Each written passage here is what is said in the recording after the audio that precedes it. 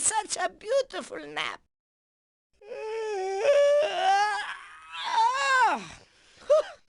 I was having the most wonderful dream. Everything that I saw in my dream was connected to something else. Hey, that's not a bad idea for a tune.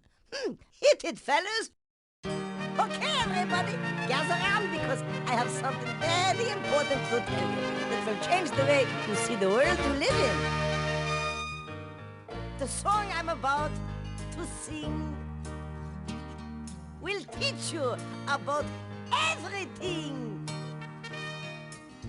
And then when everything is detected, then you're going to realize that everything's connected. If you want to write a letter, you just can't guess. You've got to have the right address. Now, Pitts, you know that the universe is where we live. But that's not the address you give. Girls, I think I need a little help this time. From galaxies to Milky Way, lots of stars in the big blue day. Like Andromeda so far away. Tell me more, tell me more, tell me more. Our solar system is the home of the sun. Life without that would not be any fun. The Earth makes an orbit once a year, protected by the atmosphere. Well, I know it's not expected from the thoughts that you've collected, but everything connected. You can look to the stars, or you can look within at the universe beneath your skin. Organs and cells are the body's jewels, and they're made of molecules. Take it, girls! Count the atoms one by one, from all the things in God's creation. Hydrogen burning in the sun. Tell me more, tell me more, tell me more. From batteries to solar cars, to rocket ships among the stars, from wagon wheels to Saturn's rings. Science is a part of everything. And I know it's not expected from the thoughts that you've collected. But everything is connected. Everything, every little bitty thing, everything connected. If something's been rejected because it's not perfected, it should be re-inspected and somehow redirected, because everything's connected.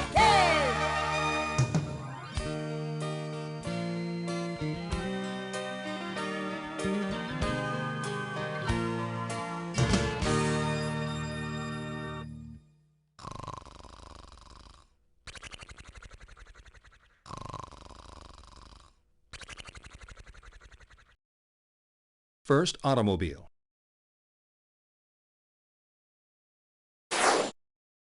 The first automobile to carry people was built in 1801.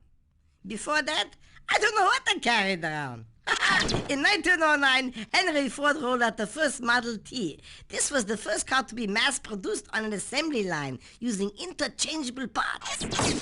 Ford sold 15 million Model Ts before it changed the design in 1927.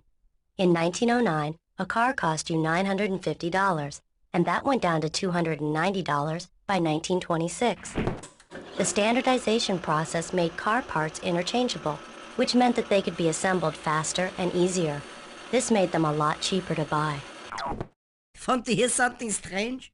In 1930, two Americans drove a 1929 Model A Ford from New York to Los Angeles. Want to know why it was really strange? Cube, you tell them. Well, they actually drove it the entire way in reverse. When they backed in 42 days later, they had driven 7,180 miles backwards. Boy, I've heard of doing things backwards, but that's ridiculous. After the Model T was invented, the attempts to create something that moved faster than a horse and carriage did not stop. But unfortunately, most of these attempts failed. Forgive me if I think it's funny, but some of these things are just a hoot. Look at this. This car was powered by air. What will they think of next? This strange-looking car can reach a speed of 80 miles per hour, and it doesn't require gasoline. It runs on air. It's the perfect vehicle for politicians, since they also run on hot air. This is a motorcycle that really got around. Talk about adapting to your environment. For the man who thought he had everything, take a look at this, an amphibious motorcycle. Now your Kawasaki can be a Kawasoki. This is what people in 1955 thought that the car of the future would look like. New Yorkers thought they'd seen it all until this baby drove into town. It's called the Futura and features a see-through top, so pigeons can see what they're hitting. Even back in 1938, they were trying to create the car of tomorrow. But look at it. It's definitely the car of yesterday today. It looks silly today, but its inventor claims this is the car of tomorrow, which you can pay for monthly and regret forever. Electric car. If you compare the electric car to a gasoline-burning car, you'd see that the electric ones are cheaper, they don't pollute, and they're much more quiet. So why don't we have more electric cars? Because it's very hard to get a cord that's long enough. Ha! Just kidding. The reason is because the batteries that run the electric cars must be charged regularly. And these charging periods take a lot longer than filling up a gas tank. Electric cars are more friendly to our environment. Recently, we've made significant progress in creating cars that run cleaner. But way back in 1932, they actually invented a car that ran on steam. Here, let me show you the video. Here's a car that's got it all. It runs on steam and coal and has a smokestack on the hood. Add the sporty cafeteria option, and you've got yourself your very own factory. Boy, a car that runs on steam. Just think. You could drive to work and cook your hot dog at the same time. How do you suppose they started it? Did they use a key or just light a match? Hydrogen car. Hello, Cube. I have a question for you. What kind of car runs on the element with only one proton? Well, Professor, that would be a hydrogen car. Experimental hydrogen cars have already been built, although you probably won't see one on the street for some time yet. And in these cars, they actually burn hydrogen to fuel. And if you're worried about pollution, don't. Because when hydrogen burns, it just makes water. The exhaust is just water. Thirsty? No, just exhausted. Okay, here's a multiple choice question. In California, a law was passed that by 1998, 3% of all cars would be non-gasoline burning. Why would Californians pass a law like this? Is it A, because they like to vote on lots of things? Is it B, because they like to have sardines and mustard together? Or is it because electric and hydrogen cars don't pollute the atmosphere?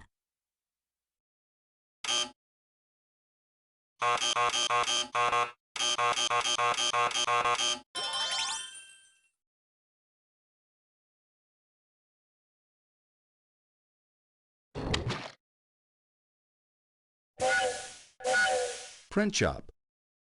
Print shop. Welcome to the print shop.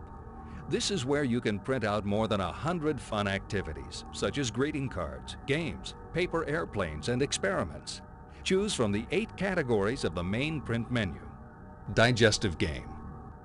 Geometric shapes. Use the up and down arrows to scroll through all of the activities. Select as many activities as you like in color or black and white, or both. You can click the preview button to view the activities you selected. Once you are satisfied with your selections, press the print button. When you've finished printing, press close to bring you back to the main print menu.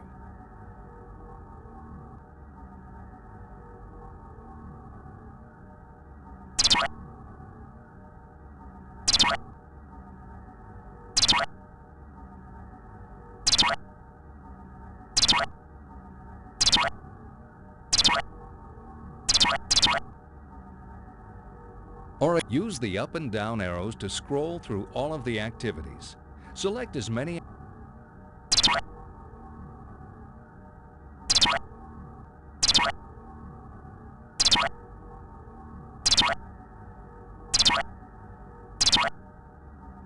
experiment. Use the up and down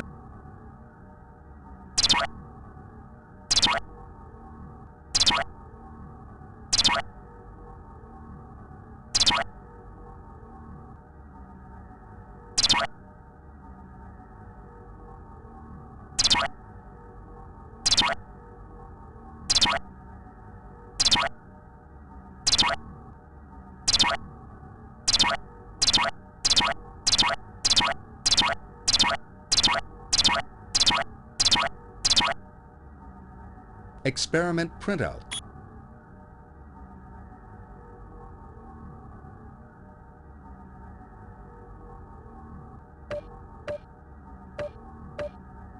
Experiment printout. Use the up and down arrows to scroll through.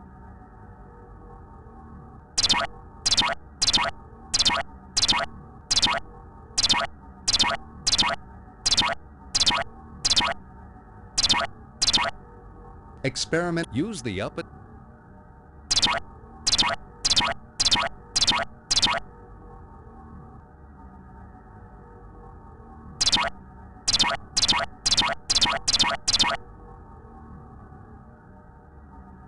paper. Use the up and down arrow.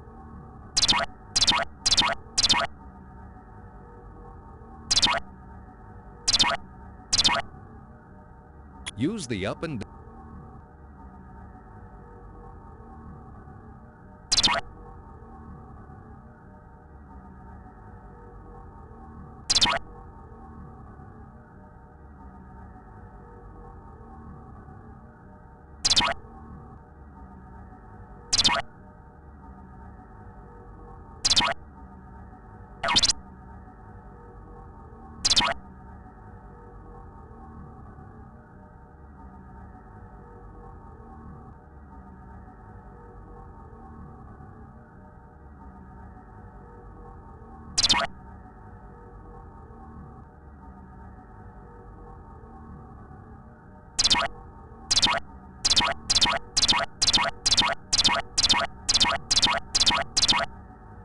experiment printouts. Dinoramas.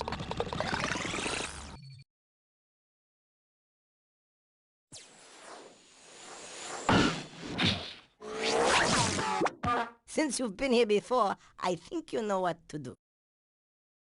Plant. I'm so glad that you clicked here, because we're going to talk about one of my favorite things, and that's plant life. I love plant lives. Do you know why? Time's up. I'll tell you why. Plants help us to use sunlight, because they help to make sugar. That's right. Plants change the sunlight into sugar by a process called photosynthesis. Stored plant sugars are used in different forms of food, clothing, chemicals, medicine, just to name a few examples of the byproducts of plants. Bits, do you know where the greatest abundance of the Earth's plant life occurs?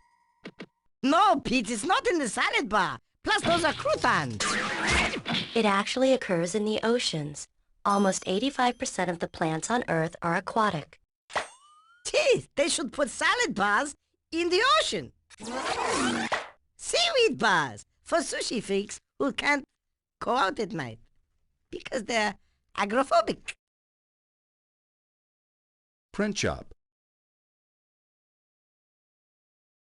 Coldest temperature. The plants that are designed to withstand the coldest temperatures on the Earth are located in Antarctica. There are mosses that withstand frigid temperatures averaging minus 72 degrees Fahrenheit, as well as algae that grows on the snow and gives a pink-green hue. Can somebody bring me some coffee?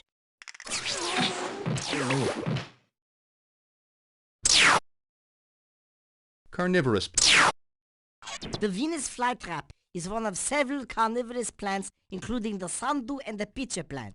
They eat and digest bugs. Ugh! They're designed to ingest animal material because they live in nutrient-poor soil, so they have to get extra. Imagine if your mother wasn't a good cook and you had to go into the backyard and eat bugs. Ugh! The Venus flytrap is found near bogs and grows to be about 12 inches tall. It has small white flowers and leaves with spines in the shape of a trap. When an insect lands on the trap to eat the sweet, sticky fluid that the plant releases, the leaf snaps shut around it. The soft tissues that line the trap contain glands, and juices released from those glands digest the creature. In a pitcher plant, the leaves are like tubes lined with tiny hairs that point downward into the bottom. Once an insect goes inside, it slips and can't get out again. It falls into the bottom where there is a disgusting juice that is zichus and the putzes and Biggest plant. In 1922, a network of quaking aspen trees was discovered in Utah. The network was growing from a single root system which covered 106 acres and weighed an estimated 6,600 tons. This is considered to be the world's most massive organism. No wonder the aspens were quaking.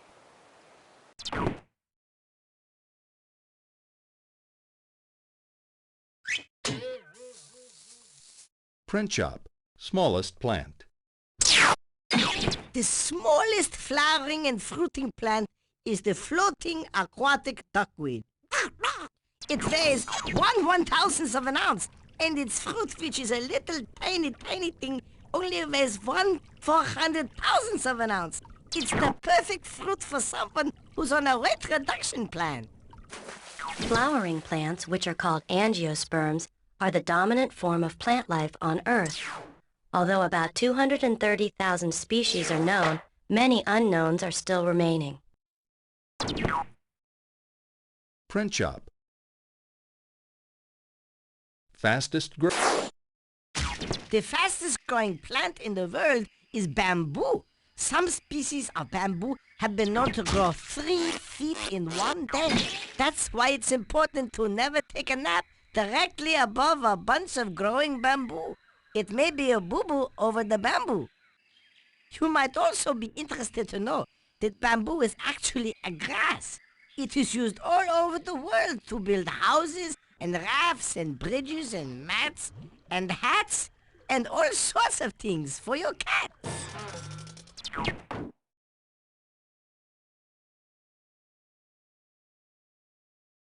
Plant. Phonograph. The first recording of our human voice was in 1877. And do you know what that voice said? I'll give you a clue. It will be like a text. Was it 2 cheeseburgers, fries, and a chocolate shake? Was it Mayday, Mayday, any day? Was it Mary had a little lamb, little lamb? See, it was the first words recorded by Thomas Edison as he spoke into his phonograph. Edison invented the first phonograph, also known as the record player, in 1877. The machine recorded sound as etchings on a foil cylinder. Later, wax cylinders replaced the foil cylinders. Edison's cylinders were used in the home and for radio broadcasting, both in the United States and overseas, all the way into the 1920s. These were the first records. At first, Edison thought that his phonograph would be more useful as an office dictating machine. But 10 years later, it was used for the greatest singers of the world. Eventually, the cylinders were replaced by wax discs. The phonograph grew more popular in the United States, largely thanks to the Columbia Gramophone Company and the Victor Talking Machine Company. They employed the greatest singers of the time throughout the United States and Europe to record a huge repertoire of their music. RPM. Some of the most popular records were called 33s, which really stood for 33 and 1/3, which was the number of revolutions the record would make on the turntable in 1 minute. These LP, or long playing records, were followed by 45 revolution per minute discs, known as 45s. To separate the two, they put big holes in the 45s. The 45 revolution per minute led to the whole rock and roll revolution, which was revolutionary because you could look through the middle of the record like this. Sound waves. Did you know that sound travels in waves? Not like the ocean waves, but still waves.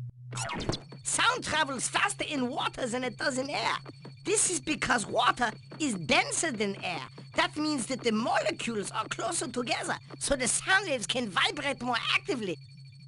The feature of a sound wave that makes it loud or soft is called the amplitude, and the property of the wave that makes it high or low is called its frequency or pitch.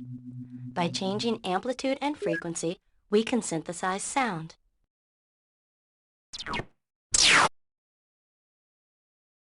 Microphone. Although the first microphones were invented way back in 1875, they didn't really become practical until the early 1920s. A microphone works with vibration, much like a speaker does. Inside a microphone, a diaphragm vibrates in response to sound waves. These vibrations are translated into electromagnetic signals, which can be recorded or transmitted. Phonograph. Dinosaur. Dinosaur. The word dinosaur comes from the Greeks.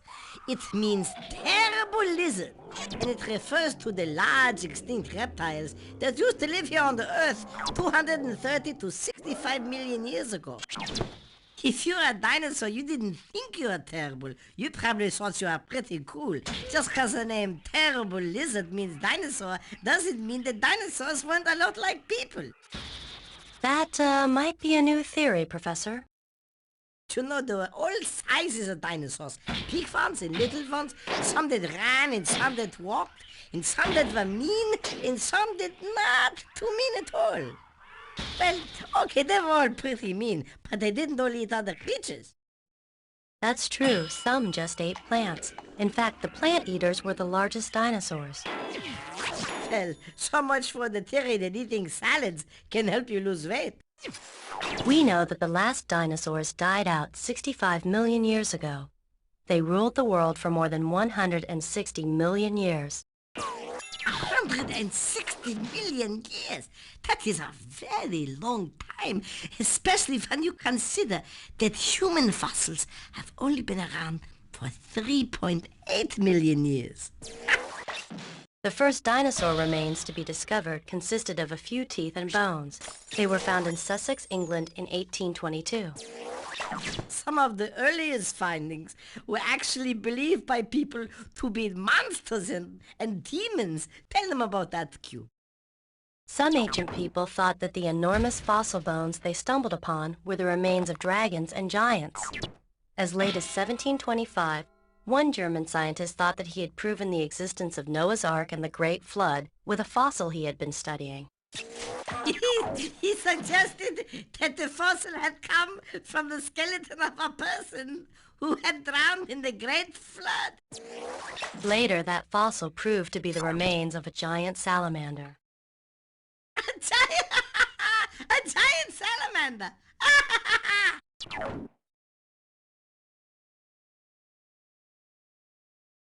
Smallest dinosaur.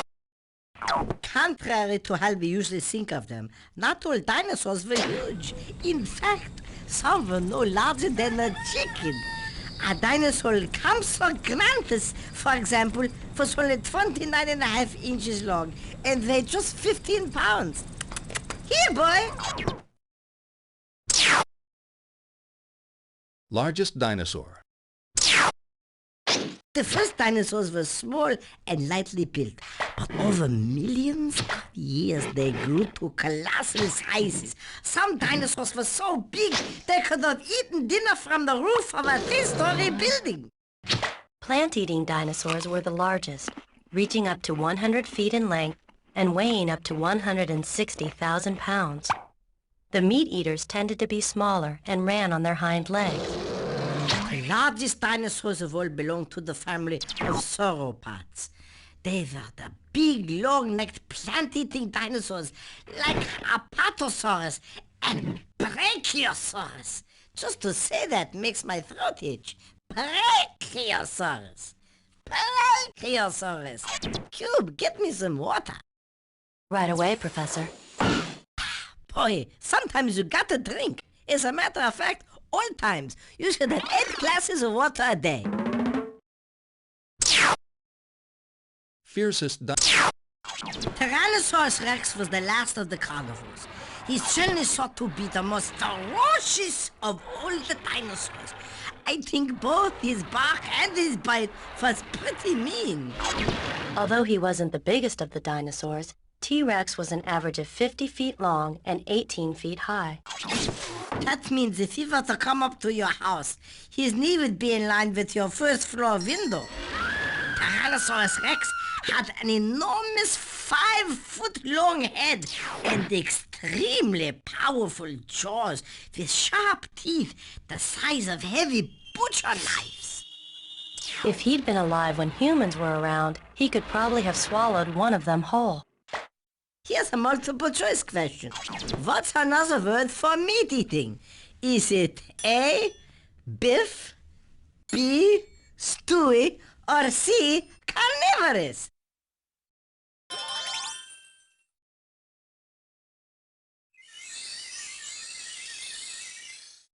atoms. All matter comes in 4 known forms: a solid, a liquid, a gas, and plasma. Here on Earth, we are familiar with solids, liquids, and gases. Atoms in solids are highly ordered, but are less ordered as liquids and even less so as gases.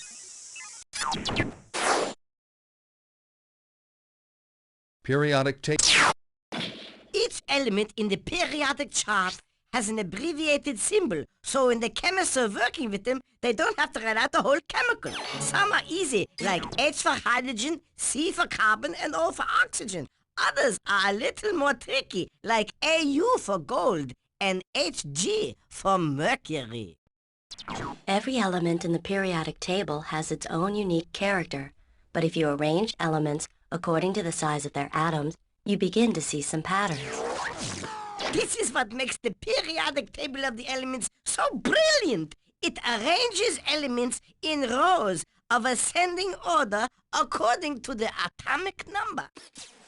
The atomic number is the number of protons in the nucleus, which is usually the same as the number of electrons that are orbiting the nucleus. Here's a multiple choice question. On the right side of the periodic table, there are elements. It is group 8. Helium, neon, argon, krypton, xenon, and radon. They are called the noble gases. What's up with that? Is it A, because they are noble, they live in France and drink only wine? Is it B, because when they go out for dinner, they have no bill at all? Or is it C, because the number of electrons in the outer shell is complete and they bond with no other element?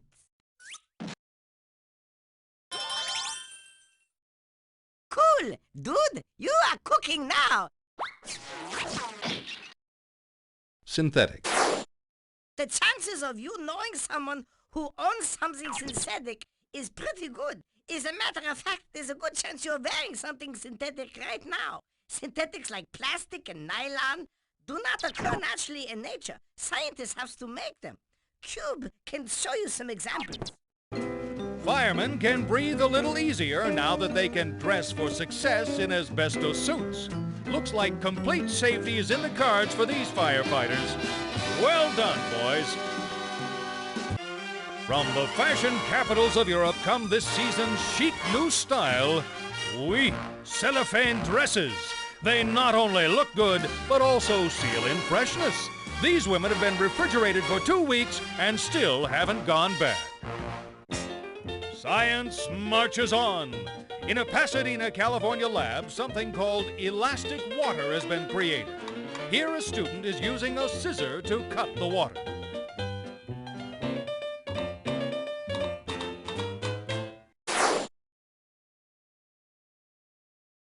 Electric motor. An electric motor converts electrical energy into mechanical energy. So that means that when you plug in your clock, the electrical energy is converted to the mechanical energy, which makes the hands of your clock move around. In an electric motor, electrical energy flows into a wire loop situated in a magnetic field.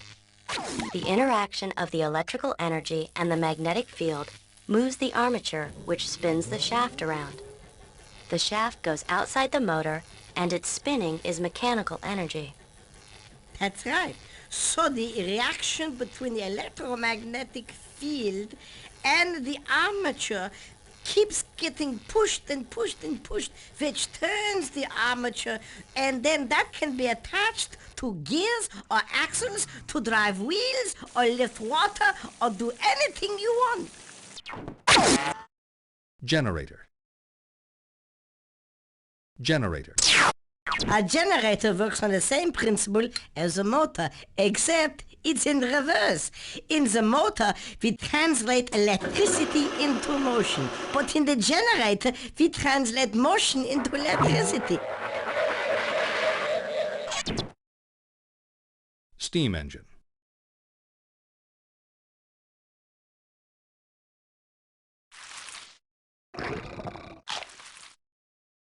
Steam engine.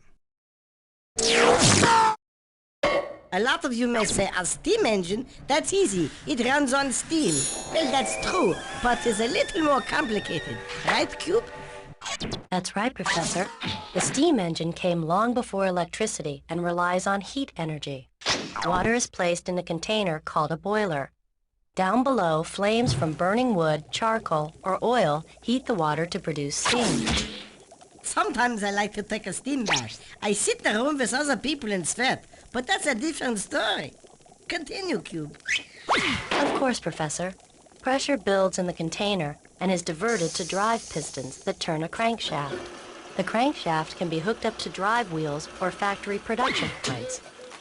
Or perhaps to the canal locks in Smethwick, England, where James Watt designed the steam engine to drive the huge locked doors. The doors weren't always locked, otherwise they wouldn't open. But if you locked a locked door, what would you need to unlock it? A key lock or a locky? It would be a lucky lackey that would open the door for a locked locky.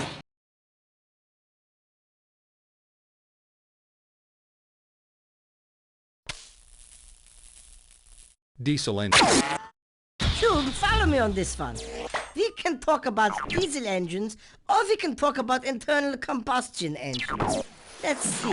Internal combustion engines use explosions caused by igniting gas to drive pistons. That's a big step beyond the steam engine. But what about internal combustion engines am I missing? Well, most vehicles run on gasoline and have internal combustion engines. These are what we call spark ignition engines, where sparks ignite gasoline trapped in the engine cylinder. The explosions then propel the pistons downward. That's right. And the continuous explosions makes the pistons turn the crankshaft, which turns the axle, which turns your wheel, which makes your car go vroom. And the explosions of these pistons is what makes all that noise. Diesel engines are unlike internal combustion engines because they don't have spark plugs. Diesel engines are what we call compression ignition engines. The heat to ignite the diesel fuel is provided by the compressed air at the top of the crankshaft. The air gets so compressed by the pistons that it gets hot enough and boom, it explodes. Atomic energy. In a letter to Roosevelt in 1939, 6 years before the first successful detonation of an atomic bomb, Einstein had begun to recognize the extraordinary capabilities of nuclear power. Some recent work leads me to expect that the element uranium may be turned into a new and important source of energy in the immediate future. And it is conceivable extremely powerful bombs of a new type may thus be constructed. With a lot of government funding behind them, a highly skilled team began to work on building the first atomic weapon. The first nuclear reaction took place in 1942 and was allowed to last for 28 minutes. It sounds like a super group. Fermi, Bohr, Meitner, and Oppenheimer. Either that or a law office. Either way, these scientists changed the world forever.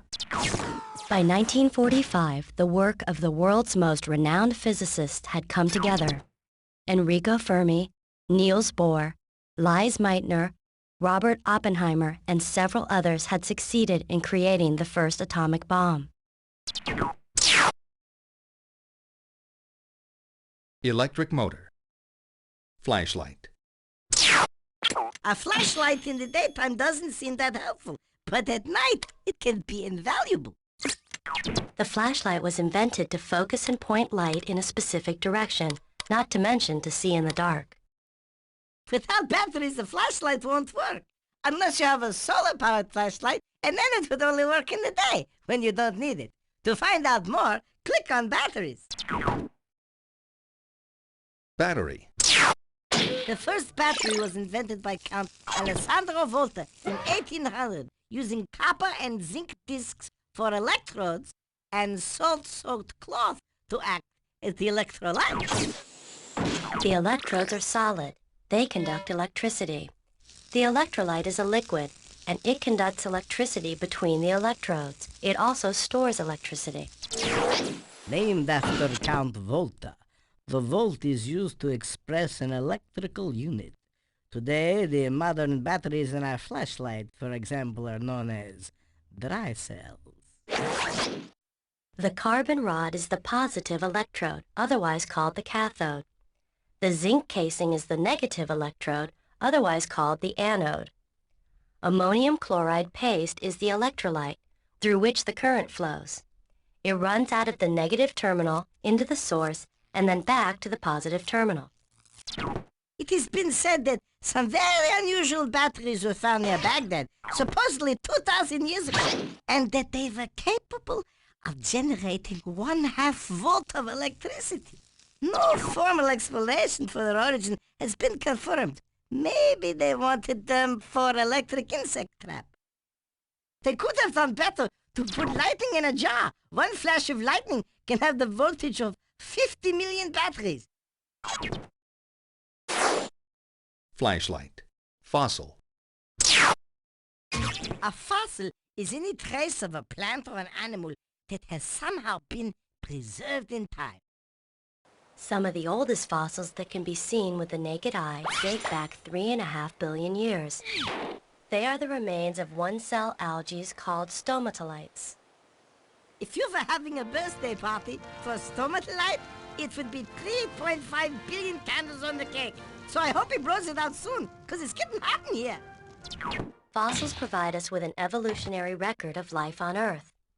Although life did exist even before the oldest fossils, the organisms were soft-bodied and did not leave much in terms of imprints or remains.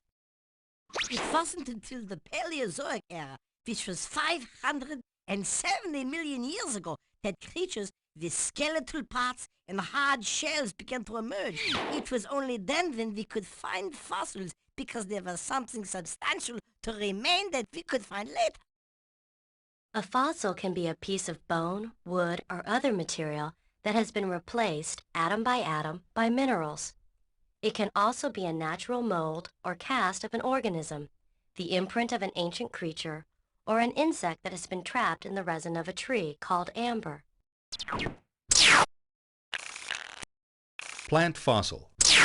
Although plants decay, they leave behind a trace of carbon, the element symbolized by seed. Then lots of leaves pile up and push down on one another. For millions of years, we get coal, which, as you know, can keep you warm in the winter or draw a mustache on your sister.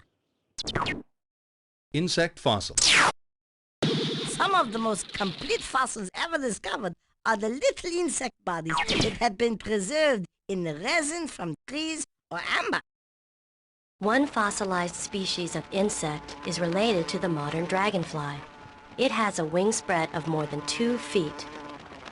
The earliest known insect fossils are 400 million years ago. They were little wingless bugs that were found in the Devonian period. Fish fossil. About 700 million years ago, the first multicellular animals appeared in the sea. They were creatures without backbones, like worms and jellyfish.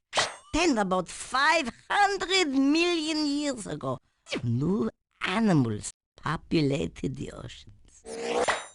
These animals didn't have jaws or fins, but they did have backbones, which made them the first vertebrates. They are the ancestors of today's fish, and we know about them because of their fossil remains.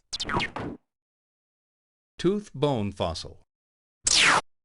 The tooth of a Tyrannosaurus rex measures up to 7 inches long. If you found one of these, you could use it for a ruler if you didn't want to measure more than 7 inches. Under most conditions, the soft tissue of an animal rots away, leaving behind the bones and teeth, which can then be preserved under the right conditions. Paleontologists spend long hours carefully removing the bones from Earth so that they can be reassembled to teach us about the past. In places where it's very cold, sometimes they find animals that are frozen in ice. These are the most well-preserved of all the fossils. And sometimes, if they cut open the stomach, they find that there are still things inside. Ugh, disgusting. What's that, a peach? In the early Renaissance, during the 1300s, people actually thought that fossils were here on Earth because Satan the devil was trying to trick them. But there were too many smart people to go for such hooky-pooky. That's right, Professor. When Leonardo da Vinci found marine fossils on top of some mountain, he determined that those mountains must have been submerged underwater at one time in the past. As early as the late 1600s, the British scientist Robert Hooke recognized that fossils were the remains of living creatures. He also saw that these creatures were different from the ones that were alive in his day. But the true nature of fossils was not largely understood until the late 1800s. At this time, geologists began to theorize that maybe the Earth had been around for a lot longer than we had thought. Aha! Maybe even long enough for many different forms of life to have lived, and for some of them to have become extinct. Bye-bye. So, you see, like everything in science, it was discovery after discovery after discovery that we came to understand the true nature of fossils.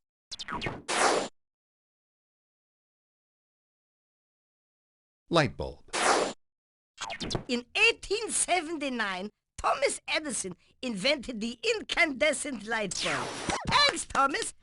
Incandescent means that the filament glows white hot because of the electricity that's trying to get through the coils. I think it's his brightest idea. At the same time that Edison was working on his light bulb, Sir Joseph Swan in England created his own version. But Edison is still credited with developing the first commercially practical incandescent lamp.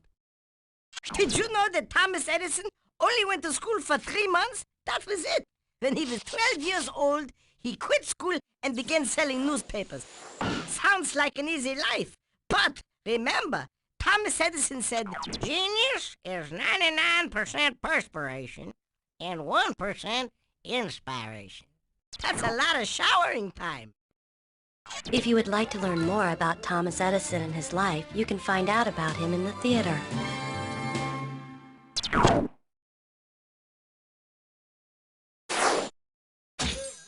When you turn on a light bulb, did you ever wonder what it is that's glowing inside? It's a tightly coiled spiral filament. As the electricity flows through the tightly wrapped coil of the filament provides resistance and it starts to glow. The filament that Edison used was made from a burnt piece of cotton sewing thread. Before he arrived at the thread, he tried a number of other substances that didn't work, like hair, tar, and wire. Look, Cube, when I hold this glass of water up to the light, it makes a rainbow. Look at all the colors. That's right, Professor. Every color in the rainbow exists in the white light that you see from a light bulb. You can find out more about this when you click on the rainbow and the prism. Light is a fascinating thing, and its waves can be measured in tiny, tiny, tiny, tiny, tiny little things they call angstroms. Angstroms are a very small unit of measurement, approximately 1/25 billionth of an inch. Here's a multiple choice question. Why are light bulbs called incandescent?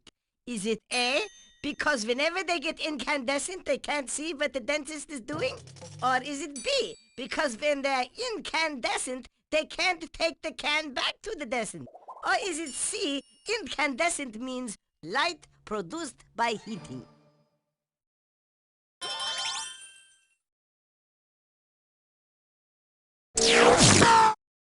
Tungsten is the 74th element in the periodic table of the elements. It is the symbol W. The filament inside modern light bulbs is made of tungsten, and it gives off a beautiful white light. The only problem is it doesn't last forever, but that's not a problem to the people who sell light bulbs, is it? Here's a multiple choice question. Edison originally used a cotton natural fiber for his filament. Today's light bulbs use tungsten. Why is tungsten valuable? Is it A, because it rhymes with Monkston? Is it B, because it rhymes with Stungsten? Or is it C, because tungsten is a metal that doesn't melt until it reaches 6,098 degrees Fahrenheit?